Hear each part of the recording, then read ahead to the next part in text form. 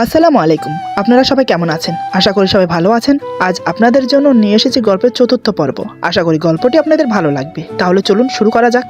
আমি তমা তমা বলে কয়েকবার ডাক দিলাম, কিন্তু কোনো সারা শব্দ নেই। সে তার ঘুম নিয়ে ব্যস্ত।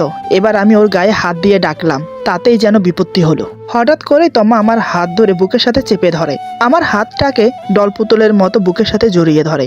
আমি তো দেখে স্তব্ধ হয়ে গেলাম। কি বাচ্চাময় ভাব মেয়েটার। আমি ওর দিকে তাকিয়ে হাসতে লাগলাম। ইচ্ছে করছিল না হাতটা ছাড়াতে, কিন্তু নামাজের সময় যে পেরিয়ে যাচ্ছে। আমি ওর মাথায় হাত বুলিয়ে বললাম, এই তমা, নামাজ পড়ার জন্য উঠবে না? তুমি না বলেছো উঠবে? এই দেখো ফজরের আজান হয়ে গেছে। তমা আমার হাত আরো শক্ত করে জড়িয়ে ধরে বলে, আমি আরেকটু ঘুমাই না, পরে না হয় উঠবো। আমি বললাম, এখন না উঠলে ফজরের নামাজ কাজা হয়ে যাবে। দেখলাম মেয়েটা উঠবে না, বুঝতে পারলাম এভাবে হবে না। আমি এবার ওকে ঝাঁকিয়ে বললাম, এই ওঠো, নামাজের সময় হয়েছে। এবার তমা আমার ঝাঁকুনি খেয়ে লাফিয়ে উঠল। তমা বলে, কি কি হয়েছে? আমি বললাম, নামাজ পড়বে, অজু করে আসো। তমা তখনও আমার হাত ধরে আছে, অন্য হাত দিয়ে চোখ মুছে বলে, ঠিক আছে। আমি বললাম, তাহলে আমার হাত ছাড়ো, আমিও তো নামাজ পড়বো। তমা বলে, ও সরি। এই বলে আমার হাত ছেড়ে দিল। আমি বললাম, অজু করে আসো। আমিও অজু করে আসছি, তারপর একসাথে নামাজ পড়বো। তমা বলে, মসজিদে যাবে না? আমি বললাম, না, আজ আমি তোমার সাথে নামাজ পড়বো। এই বলে আমি উজু করতে গেলাম। তমাও উঠে উজু করতে গেল। এরপর আমরা দুজন একসাথে নামাজ আদায় করলাম। নামাজ শেষ করে আমি বিছানায় শুয়ে পড়ি। আমার সাথে সাথে তমাও এসে শুয়ে পড়ে। তমার চেহারা দেখে বুঝতে পারছি ওর ঘুমের রেশ এখনো কাটেনি। তাই আমি আর কোনো কথা বললাম না। প্রায় ঘন্টাখানেক ঘুমিয়ে উঠে পড়লাম। আমার আগেই তমা উঠে গেছে। আমি ফ্রেশ হয়ে নাস্তা করে অফিসে চলে গেলাম। সেদিন দিনটা ভালোই কাটলো। রাতে তোমার সাথে ঘনিষ্ঠ কিছু মুহূর্ত কাটিয়েছি, সেগুলোই সারাদিন মাথায় ঘুরপাক খাচ্ছে। মেয়েটাকে যে দিন দিন আরো বেশি ভালোবেসে ফেলছি। ওর সঙ্গ পেতে খুব মন চায় সারাক্ষণ ওর চোখে চোখ রেখে ওর হাতে হাত রেখে বসে থাকি। মুখ ফুটে বলে দেই আমি ওকে অনেক ভালোবাসি। ইচ্ছে করে ওর কোলে মাথা রেখে শান্তির ঘুম দেই। কবে যে সেই দিনটা আসবে তা আল্লাহই ভালো জানে। এসব ভাবতে ভাবতে সন্ধ্যা হয়ে গেল। অফিসের কাজও শেষ হয়েছে, তাই বাড়ির দিকে রওনা দিলাম। গাড়ি চালিয়ে বাড়ি আসতে আসতে আধা ঘন্টা লেগে গেল। গাড়ি থেকে নেমে দরজার কাছে এসে কলিং বেল বাজাতেই তমা এসে খুলে দিল। আমি সালাম দেওয়ার আগেই তমা আজ আমাকে সালাম দিয়েছে। আমি সালামের উত্তর দিয়ে বললাম, কেমন আছো? তমা অবাক হয়ে বলে, আলহামদুলিল্লাহ, ভালো আছি। হঠাৎ তুমি আমাকে কেমন আছো জিজ্ঞেস করলে কেন? আমাকে দেখে কি অসুস্থ মনে হয়? আমি মুচকি হেসে বললাম, শরীর অসুস্থ হলেই যে কেমন আছো জিজ্ঞেস করে তা কিন্তু নয়। কেমন আছো শব্দটা মানুষের কৌশল জিজ্ঞেস করার মাধ্যমে ব্যবহৃত হয়। অনেক ক্ষেত্রে তুমি ব্যবহৃত করতে পারো কেমন আছো শব্দটা। এই যেমন ধরো, তুমি কেমন আছো, তোমার মন কেমন আছে, তোমার শরীর কেমন আছে, তোমার মানসিক অবস্থা কেমন আছে, নানানভাবে তুমি ইউজ করতে পারো এই শব্দটাকে। তমা বলে, ও জানতাম না তো। আমি বললাম, আমাকে কি দরজার বাইরে দাঁড় করিয়ে রাখবে, ভেতরে যেতে দেবে না? তমা দরজা থেকে সরে দাঁড়াতে দাঁড়াতে বলে, এই দেখো, আমি তো ভুলেই গেছি। এসো, ভেতরে এসো, তুমি বসো, আমি তোমার জন্য ঠান্ডা পানি নিয়ে আসছি। আমি ওর কথা মতো গিয়ে সোফায় বসলাম। দেখলাম ড্রয়িং রুমে মা বাবাও বসে আছে, সবার হাতে চায়ের কাপ। অফিসের কাজের চাপে এ কয়দিন বাবার সাথে তেমন দেখা হয়নি, তাই এখন দেখতে পেয়ে অফিসের কথা জিজ্ঞেস করলো। তাই নিয়ে আমাদের মাঝে কিছুক্ষণ গল্প হলো। এরপর আমি উঠে চলে গেলাম রুমে। শরীরে কাপড় ছেড়ে ফ্রেশ হয়ে নিলাম। কিছুক্ষণ পর রাতের খাবারের জন্য ডাকা হলো। সবাই একসাথে বসে রাতের ডিনার শেষ করলাম। আমি এসে শুয়ে পড়েছি। তারই আধা ঘন্টা পর তমা আসে। আমি চোখ বন্ধ করে শুয়ে আছি দেখে তমা ভাবে আমি ঘুমিয়ে পড়েছি। সে এসে আমার সামনে দাঁড়ায়, তারপর ঝুঁকে পড়ে আমার মুখের উপর হাত নাড়ে আর বিড়বিড় করে বলে, কি ব্যাপার, ঘুমিয়ে গেল নাকি আজ এত তাড়াতাড়ি? আমি চোখ বন্ধ রেখেই বললাম, ঘুমাইনি এখনো, ঘুমানোর জন্য চেষ্টা করছি, কিছু বলবে? তমা বলে, না মানে কখনো তো এত তাড়াতাড়ি ঘুমাও না তুমি, তাই দেখলাম ঘুমিয়েছো কিনা। আমি বললাম, কিছু বলার থাকলে বলো। তমা বলে, বাহিরে কি সুন্দর চাঁদের আলো, ছাদে যাবে দেখতে?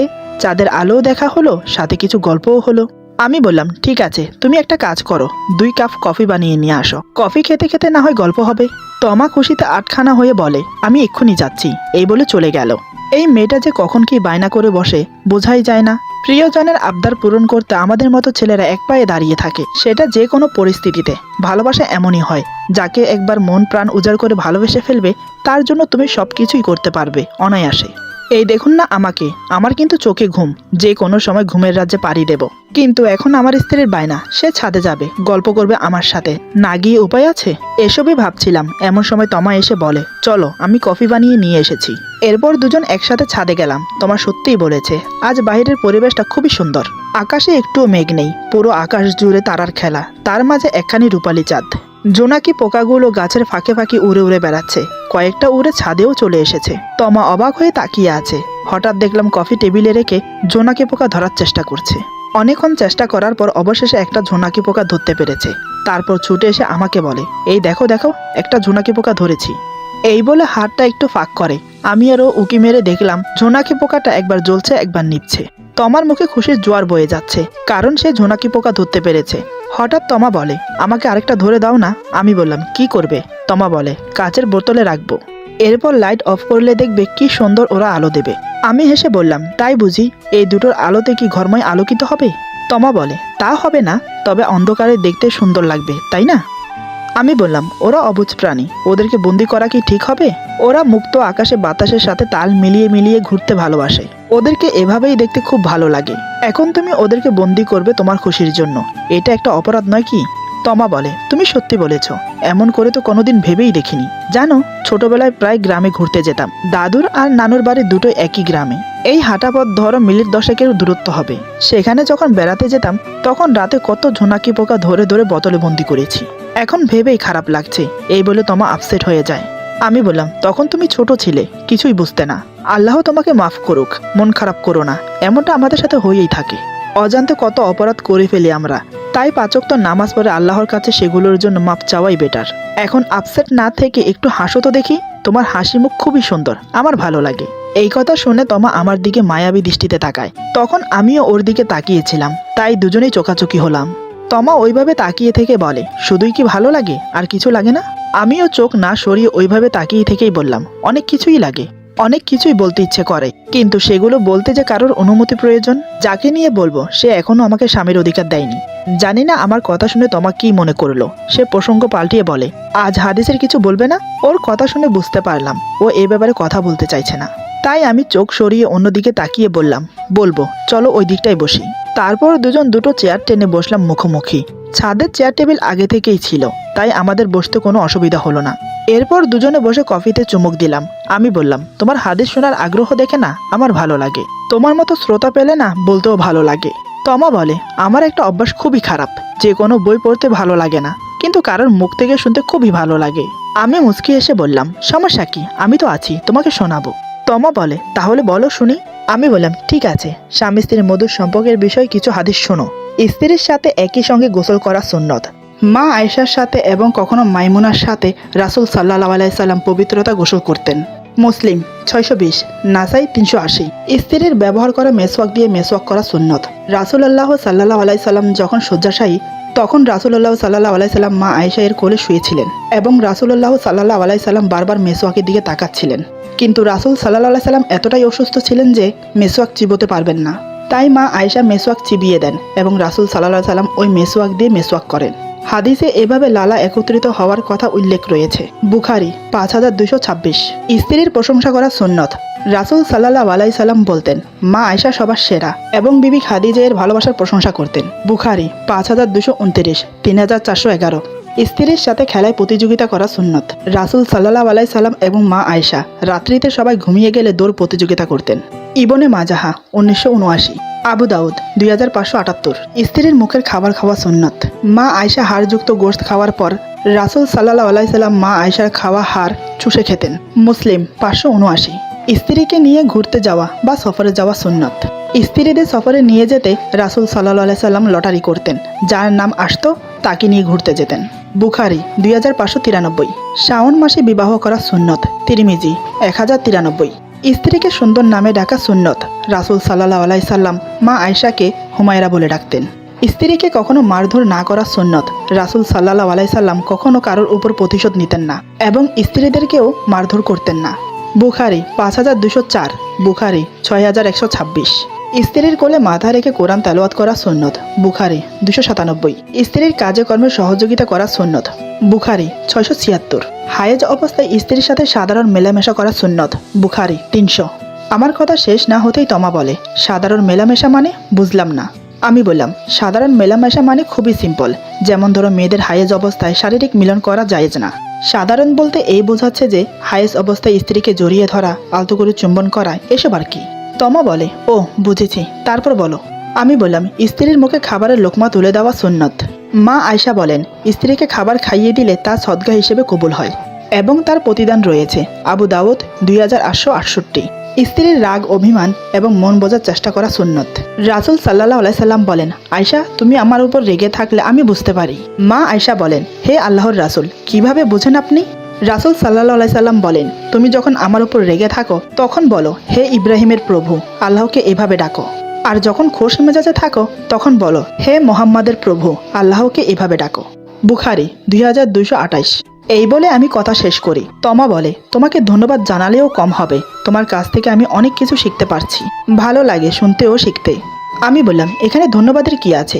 তুমি আমার স্ত্রী, তুমি কিছু না জানলে সেটা আমি তোমাকে শিখিয়ে দেব, এটাই তো নিয়ম। তমা বলে, কিন্তু আমি যে তোমাকে স্বামীর অধিকার থেকে বঞ্চিত রেখেছি, এটা তো আমি অন্যায় করছি, এটার জন্য আল্লাহ আমাকে শাস্তি দেবে না? আমি বললাম, না দেবে না। তমা অবাক হয়ে বলে, কেন? আমি যা করছি তা কি অপরাধ নয়? আমি বললাম, হ্যাঁ অপরাধ, কিন্তু আমি যদি অভিযোগ না করে তোমাকে ক্ষমা করে দেই তাহলে আল্লাহ তাআলা তোমাকে ক্ষমা করে দেবেন। তমা বলে, তোমার কোনো অভিযোগ নেই আমার প্রতি? আমি বললাম, না। তমা বলে, কেন? আমি কি কোনো অভিযোগের যোগ্যই না? আমি বললাম, তেমন কিছুই না। তমা বলে, তাহলে কি? আমি বললাম, সময় হোক সব বুঝতে পারবে। এমন সময় বাড়ির সামনে দিয়ে কেউ একজন যাচ্ছে, অন্ধকারে ঠিক বোঝা যাচ্ছে না, দূর থেকে দেখে মনে হচ্ছে চোর যাচ্ছে। চোরের কথা মনে আসতে সেদিনের কথাটা মাথায় আসলো, তোমাকে বলা হয়নি সেই কথাটা, এখন মনে আসতে ভাবলাম ওকে আজ বলবো, হয়তো চোরের কথাগুলো ওকে শোনালে খুব হাসবেও। এই ভেবে তোমাকে বললাম, তুমি জানো সেদিন আমাদের বাড়িতে চোর এসেছিল, বেশি দিন হয়নি, এই হয়তো হবে 1-1.5 মাসের মতো।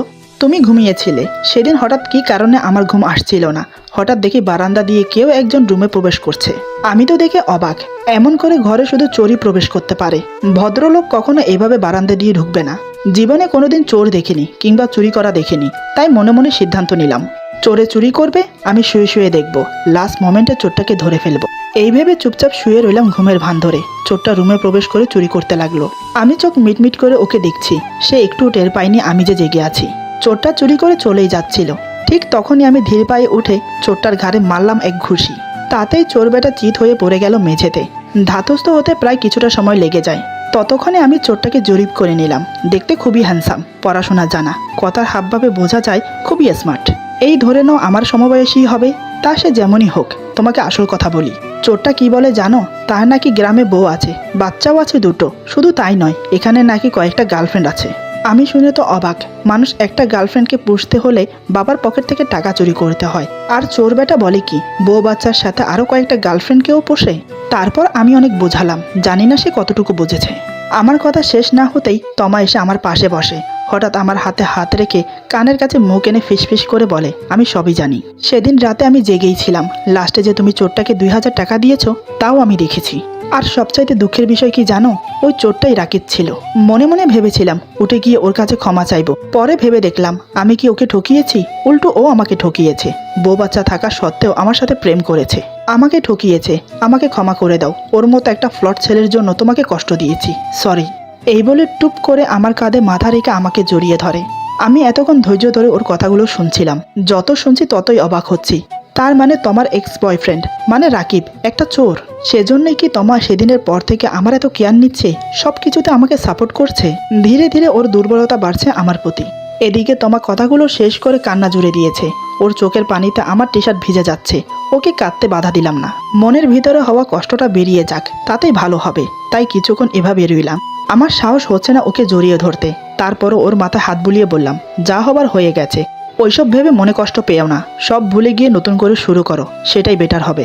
তমা আমার বুক থেকে মাথা তুলে আমার চোখে চোখ রেখে বলে, সব ভুলে গিয়ে নতুন করে কিভাবে শুরু করব? তুমি কি এত কিছুর পরেও আমাকে নিজের করে নিতে পারবে? আমি বললাম, এমন করে বলছো কেন?